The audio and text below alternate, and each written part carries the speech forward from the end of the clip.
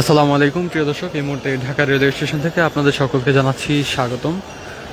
আপনারা এই মুহূর্তে যুক্ত আছেন বাংলাদেশের সর্বপ্রথম রেল বিষয়ক অনলাইন পোর্টাল railnews24.com এর অফিসিয়াল ফেসবুক পেজে। আপনাদেরকে এই মুহূর্তে যদি কমলাপুর রেল স্টেশন থেকে জানিয়ে রাখতে চাই, যে সকল ট্রেন ছেড়ে যাবে আগামী বিকেল 3:10 মধ্যে, সে সকল ট্রেনের আপডেটগুলো যদি আপনাদেরকে একটু দিতে চাই। প্রথমেই রয়েছে রাজশাহী কমিউটার, চাঁপাইনবাবগঞ্জ যাবে 12টা 15 মিনিট, তবে সেটি এখন বিলম্ব। বরাবরের মতো এই ট্রেনটি বিলম্ব থাকে। চট্টলা এক্সপ্রেস 8 নম্বর প্ল্যাটফর্মে আছে, 8 নম্বর প্ল্যাটফর্মে আছে। চট্টগ্রাম যাবে 14টা 15 মিনিট। সিল্ক সিটি রাজশাহীর উদ্দেশ্যে যাবে 14টা 30 মিনিট। নারায়ণগঞ্জ কমিউটার নারায়ণগঞ্জ যাবে 14টা 45 মিনিট।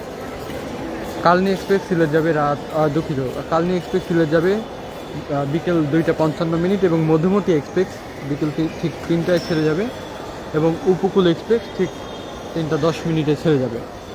আপনারা যেমনটা দেখছেন যে এই মুহূর্তে যাত্রীদের চাপ, উপস্থিতি বা যাত্রীদের আনাগোনা ঠিক আসলে কী পরিমাণ রয়েছে, তেমন একটা বেশি যাত্রীদের উপস্থিতি কিন্তু এখন পর্যন্ত আমরা দেখতে পাচ্ছি না। মানে এই মুহূর্তে নেই। সকালের দিকে ছিল, তবে বিকেলের পরবর্তী মুহূর্তে আবারও হতে পারে। এবং আপনারা দেখছেন যে এখন ঠিক যেমনটা দেখা যাচ্ছে যে আসলে প্ল্যাটফর্মের যে খালি অবস্থায় রয়েছে, এই দিকের যে প্ল্যাটফর্মগুলো রয়েছে, মাত্র একটি প্ল্যাটফর্মে কিন্তু ট্রেন দেওয়া হয়েছে, যার কারণে কিন্তু অধিকাংশ প্ল্যাটফর্মই খালি এবং যাত্রী চাপ এখন খুবই কম। তবে বিকেলের পর অর্থাৎ যখন চট্টলা, কালনী, উপকূল এই ট্রেনগুলো যখন ছেড়ে যাবে, ঠিক তখন কিন্তু যাত্রীদের চাপ আরও বাড়বে। এবং আপনারা দেখছেন যে আসলে এখানে যেই যাত্রীদের উপস্থিতি বা যাত্রীরা যে আসছেন প্ল্যাটফর্মের দিকে, সেই চিত্র কিন্তু দেখছেন। এবং এখানে কিন্তু টিকিটগুলো চেকিং করা হচ্ছে। এবং এই দিকে যদি দেখায় যে আসলে মানুষের উপস্থিতি কীরকম,